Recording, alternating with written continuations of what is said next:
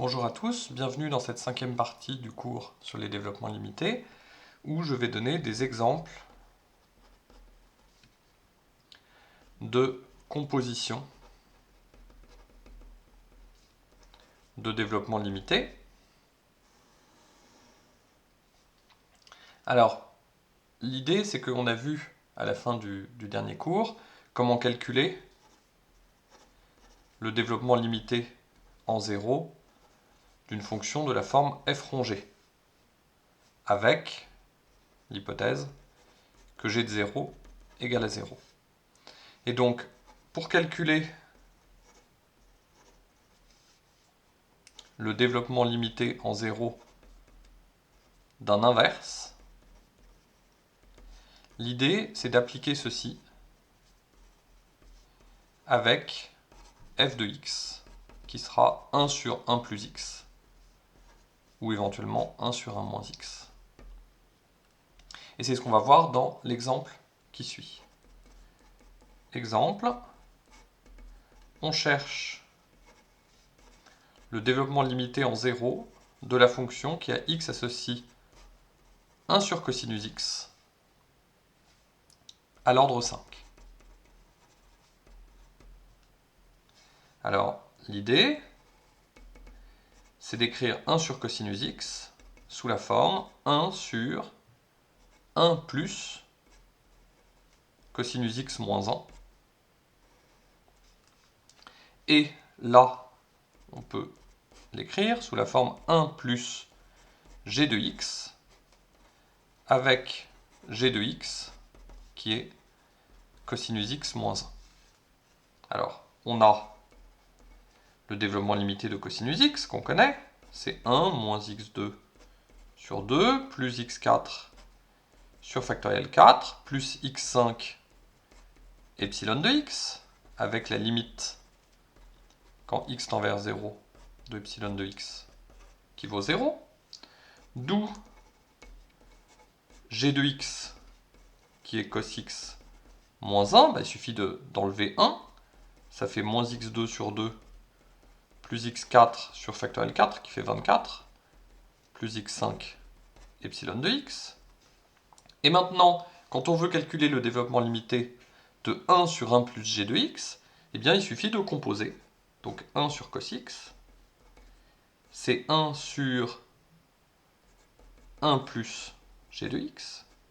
Donc ça fait 1 sur 1 plus ce terme-là, moins x2 sur 2, plus x4 sur 24, plus x5 epsilon de x. Et là maintenant, on peut appliquer le développement limité de 1 sur 1 plus y. 1 sur 1 plus y, on sait que c'est 1 moins y plus y carré, moins y cube, etc. Et alors là, on va aller jusqu'à y cube, on va garder le terme en y cube, et on va voir après que il suffit de s'arrêter à y cube epsilon de y. Alors je note epsilon 1, bien sûr, parce que c'est pas la même fonction epsilon que tout à l'heure, et toujours la limite quand y tend vers 0 de epsilon 1 de y, c'est 0.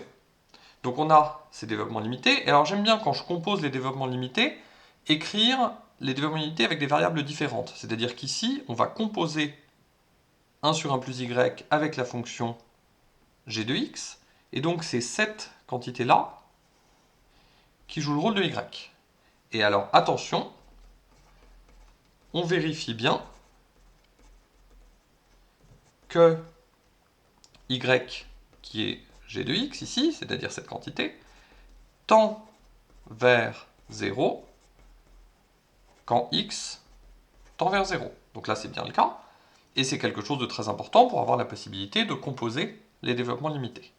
Et alors, on peut composer, c'est-à-dire qu'on peut écrire que 1 sur cos x, c'est cette quantité-là, où y est remplacé par cette valeur. Donc j'écris tout ça, ça fait 1 moins le y, alors le y c'était moins x2 sur 2, plus x4 sur 24, plus x5 epsilon de x.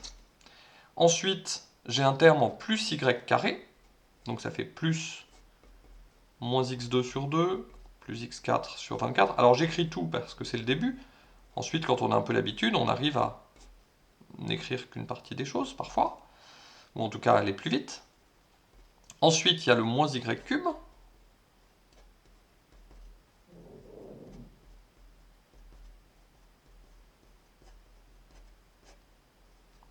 Plus y cube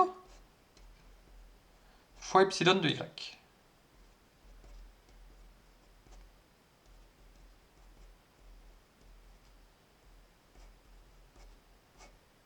Cube fois le epsilon 1 de y, et y c'est une fonction de x, et ce qui est important c'est que ça tende vers 0, moi là je n'ai que des fonctions de x, et en fait quand x tend vers 0, y tend vers 0, donc epsilon 1 de y tend vers 0, donc là j'ai une fonction epsilon 2 de x, avec la limite quand x tend vers 0 de epsilon 2 de x, qui est nulle parce qu'en fait epsilon 2 c'est juste la composée de epsilon 1 avec la fonction g, donc on a bien cette limite. Et alors maintenant, je développe tout. Alors, bon, vu la place qui me reste et vu l'envie que j'ai de faire d'énormes calculs, on va pas tout développer, on va juste regarder ce qui est important. Ce qui est important pour voir ce qu'il faut développer, c'est de voir d'où viendront les termes d'erreur. On peut imaginer qu'on développe tout, et on voit notamment ici que quand on développe ce carré, donc on faut imaginer, on a cette parenthèse-là multipliée par elle-même, on développe, et on a un moment x2 fois x5 epsilon de x. Donc là, par exemple, ça fait un terme en x puissance 7 epsilon de x. Mais ici, on a du x5 epsilon de x. Donc le x7 epsilon de x, il va rentrer dans le x5 epsilon de x parce qu'il est beaucoup plus petit. Et en fait, c'est plutôt ce terme-là qui va être important. Et si on regarde ailleurs, on n'a pas de chose plus grosse que x5 epsilon de x. Donc on va tout faire à cette précision-là. Et donc on va voir que tous les termes d'erreur qu'on va avoir vont rentrer dans ce x5 epsilon de x. Alors pour l'instant je recopie, j'ai 1 moins cette parenthèse, donc ça fait 1 plus x2 sur 2, moins x4 sur 24. Alors moins x5 epsilon de x, je vais garder un plus, et je vais appeler le epsilon epsilon 3, disons. Epsilon 3 de x, donc ce sera toujours une nouvelle fonction qui à nouveau tend vers 0 quand x tend vers 0. Donc que je mette moins x5 epsilon 3 ou plus x5 epsilon 3, c'est pareil, parce qu'en fait je peux remplacer la fonction epsilon 3 par moins epsilon 3, elle tendra toujours vers 0 quand x tend vers 0, et ça va avaler le moins qui est devant. Alors ensuite, je développe maintenant ce carré. Il faut que j'imagine que j'ai tout ce terme-là, donc cette somme de trois termes, fois le même facteur. Donc je développe, j'ai ça fois lui-même, donc j'imagine qu'il est recopié ici, ça me fait plus x4 sur 4. Ensuite, si je développe, j'ai un terme en moins x2 sur 2 fois x4 sur 24. Donc là, ça fait x6, disons, fois moins 1 48e. Et quand on est en x puissance 6, c'est de la forme x5 fois x. Et x, il tend vers 0 quand x tend vers 0. Donc c'est à nouveau un terme de la forme x5 fois quelque chose qui tend vers 0. Tous les termes qui sont de la forme x5 fois quelque chose qui tend vers 0, ils rentrent dans le epsilon 3 de x, quitte à changer évidemment la définition de la fonction epsilon 3 de x, mais ça on s'en fiche, on veut juste qu'il existe une fonction tendant vers 0 qui permette de rendre le calcul correct. Donc le terme que j'avais ici, moins x2 sur 2 fois x4 sur 24, c'est même pas la peine de l'écrire, il rentre dans le terme d'avant. Ensuite, j'ai moins x2 sur 2 fois x5 epsilon de x, ça fait moins x7 sur 2 epsilon de x, c'est pareil, c'est x5 fois moins 1,5 de x carré epsilon de x, et donc le moins 1,5 x carré epsilon de x tend vers 0 à nouveau. Et ainsi de suite pour tous les autres termes du développement. Ici, quand je développe ce cube, le terme qui tend le moins vite vers 0, le terme qui est le plus gros, c'est le terme que j'obtiens en prenant moins x carré sur 2 au cube, il est déjà en x6, et donc il rentre là-dedans aussi, donc il s'en va. Et ici c'est pareil, en remultipliant par epsilon 2 de x, ça tend encore plus vers 0. Et donc finalement, je n'ai plus d'autres termes. Donc je tombe finalement sur 1 plus x2 sur 2, plus x4, facteur de 1 quart moins 1 24e. Donc si je mets tout en 24e, ça fait 6 24e moins 1, ça fait 5 24e. Donc plus 5 24e de x4, plus x5, epsilon 3 de x, avec bien sûr la limite quand x tend vers 0 de epsilon 3 de x, qui est nulle. Donc on a ce développement limité, finalement on a réussi à trouver le développement limité de 1 sur cos x, qui est donné par cette formule-là. Donc, ça montre comment on peut calculer l'inverse d'un développement limité. Alors, en pratique, comment est-ce qu'on va faire ?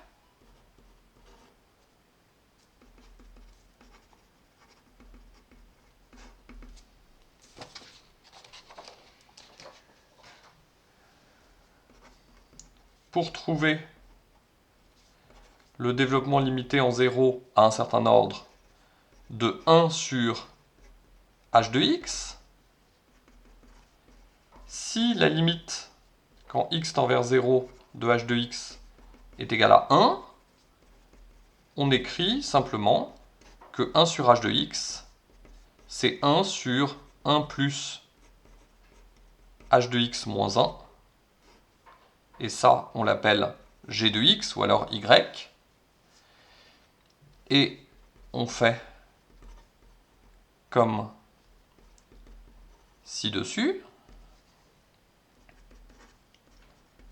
Si la limite, quand x tend vers 0 de h de x, c'est un certain réel L non nul, on écrit 1 sur h de x, donc ça tend vers L, donc ça fait 1 sur L fois h de x sur L, et donc ça fait 1 sur L fois 1 sur, disons, f de x, en posant f de x qui est h de x sur L. Et pour cette quantité-là, on est ramené au cas précédent. Et sinon, si h de x tend vers 0 ou h de x tend vers, disons, plus l'infini par exemple, on cherche un équivalent simple. Alors, je n'ai pas défini ce que c'est précisément qu'un équivalent, mais c'est quelque chose qui a à peu près la même taille. C'est-à-dire que, par exemple,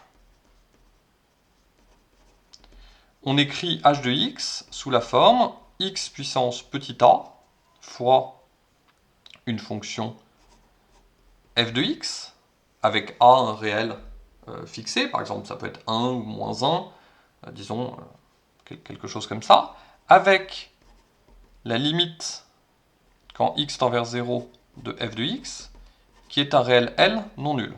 Alors je ne dis pas qu'on peut toujours faire ça, mais disons, si on a de la chance, on va réussir à écrire h sous cette forme-là. Par exemple, h de x, ça peut être x carré fois une fonction qui tend vers 3, ou alors 1 sur x fois une fonction qui tend vers 2.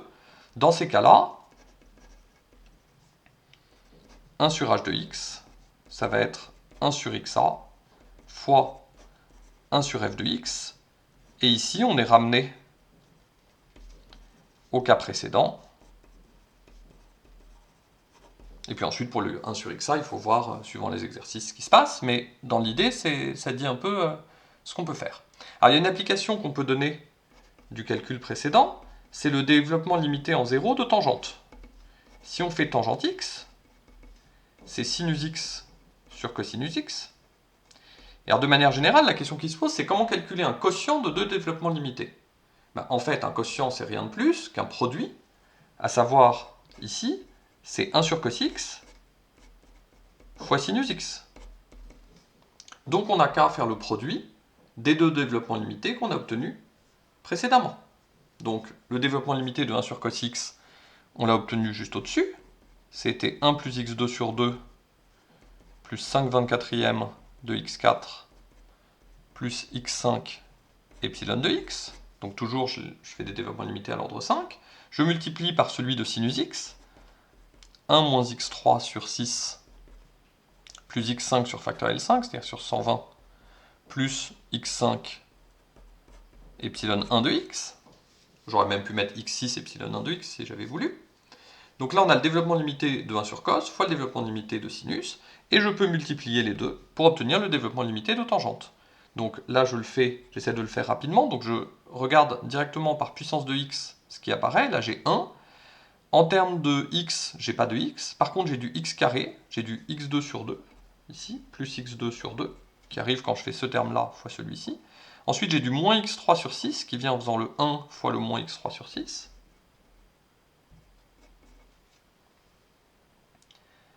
Attends, il y a une erreur dans le... Excusez-moi, il y a une erreur dans le calcul. Pour sinus, bien sûr, ça commence par x, ça commence pas par 1. Donc du coup, je vais reprendre le calcul. J'ai aucun terme constant, du coup, puisque là c'est un x. J'ai 1 fois x qui fait x. Ensuite, en x cube, j'ai 1 demi qui vient du x2 sur 2 fois x. Et j'ai moins 1 sixième qui vient du 1 fois moins x cube sur 6. Ensuite, j'ai du x5. Donc c'était évident qu'il y avait un problème avec ce que j'écrivais tout à l'heure, parce que la fonction tangente, comme la fonction sinus, c'est impair. Donc il peut y avoir que des puissances impaires de x. Et c'est pour ça qu'ici, c'était sûr qu'il n'y avait pas de 1, et qu'ici, je ne pouvais pas avoir quelque chose avec du 1, du x2, etc. Donc le x5, il vient quand je fais 1 fois x5 sur 120, donc ça fait 1 sur 120. Quand je prends x2 sur 2 fois x3 sur 6, ça me fait moins 1 douzième de x5. Et quand je prends le x4 fois le x, ça me fait 5 24e. Voilà. Et ensuite, j'ai 1 fois x5 epsilon 1 de x, donc ça me fait du x5, disons epsilon 2 de x, toujours avec une autre fonction qui tend toujours vers 0, il faudrait que je le réécrive si je voulais vraiment tout détailler, mais c'est tout à fait clair. Les fonctions epsilon, epsilon 1, epsilon 2 tendent vers 0 quand x tend vers 0. Et donc ça me donne finalement x plus, alors, 1 demi ça fait 3 sixièmes, moins 1 sixième ça fait 2 sixièmes, donc 1 tiers, donc x plus x3 sur 3. Et alors ensuite, combien est-ce que j'ai de x5 Je peux tout mettre sur 120. Là, j'ai 1 sur 120 moins 10 sur 120, donc ça fait moins 9 sur 120. Là, il faut que je multiplie par 5, donc ça fait 25. 25 moins 9, ça fait 16. Donc je me retrouve avec 16 sur 120, que je peux simplifier par 8, et ça fait 2 sur 15. Donc ça fait 2 quinzièmes de x5 plus x5 epsilon 2 de x. Et donc là, je retrouve exactement cette formule, qui me donne le développement limité en 0 à l'ordre 5 de la fonction tangente.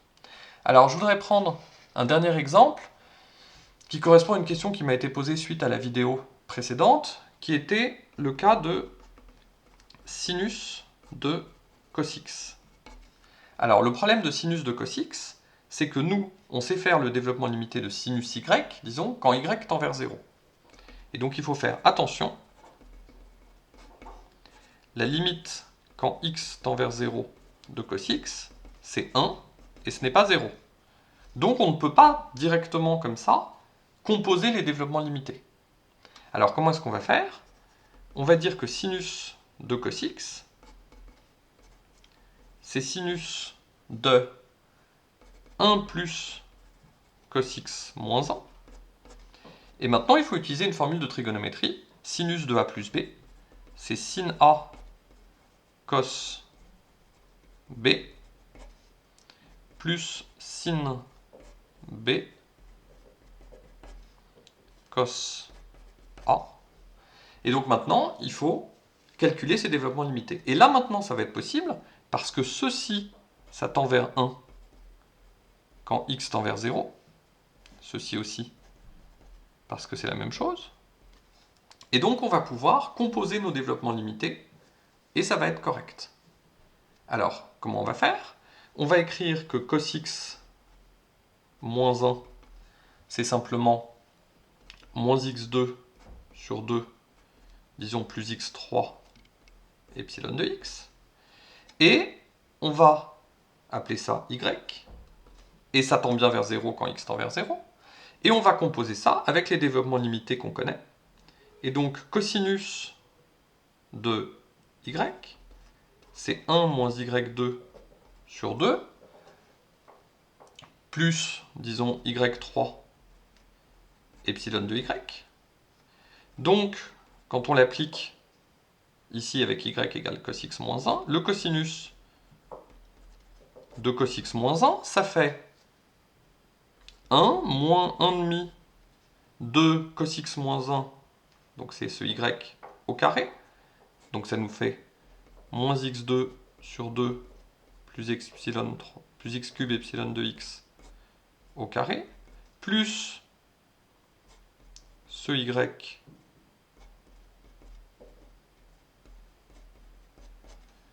au cube, epsilon de y, et donc quand x tend vers 0, y tend vers 0, donc ça fait aussi un epsilon de x. Alors, bon, les epsilon ne sont pas tous les mêmes, là on peut l'appeler epsilon 1 si on veut, c'est pas très important. Et maintenant, quand on nettoie tout ça, qu'on regarde exactement ce qui reste, il va rester 1, ensuite il y a des termes en x4, il y a un terme en x4 qui vient d'ici, quand on met le carré, ça fait x4 sur 4, avec le 1,5 ça fait moins 1 huitième de x4. Et ensuite, le terme qui domine, c'est ce terme-là fois celui-ci, c'est-à-dire le double produit quand on développe ce carré, qui est en x5 epsilon de x, alors fois une constante qui vaut un quart, mais ça joue pas de rôle. Et donc ici, ça fait x5 epsilon 2 de x, disons. Ensuite, on peut faire pareil avec le sinus de y. Sinus de y, c'est y moins y3 sur 6, plus, disons, on peut dire à nouveau y3 epsilon 3 de y. Et donc, on peut déterminer le sinus de cos x moins 1. Alors ça, qu'est-ce que ça fait? C'est la même chose. On fait sinus y, donc on remplace y par cos x moins 1, c'est-à-dire par ce développement. Donc ça nous fait moins x2 sur 2 plus x3 epsilon de x. Ensuite, moins 1 sixième de cette quantité au cube.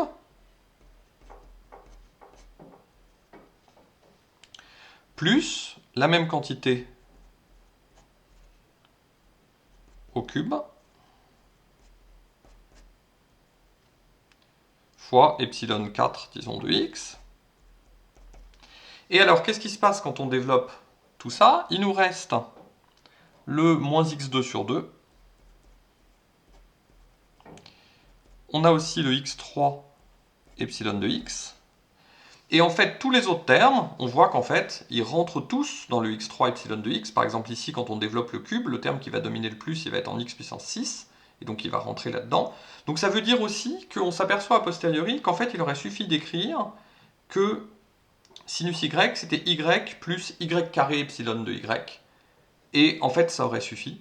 On aurait eu exactement le même résultat à la fin. Donc ça, c'est un problème des développements limités, c'est qu'on ne sait jamais à l'avance à quel ordre il faut les faire pour faire des calculs qui ne soient pas trop compliqués, mais en même temps qui donnent des résultats précis. Donc ça, c'est qu'avec un peu d'habitude qu'on arrive à savoir ça.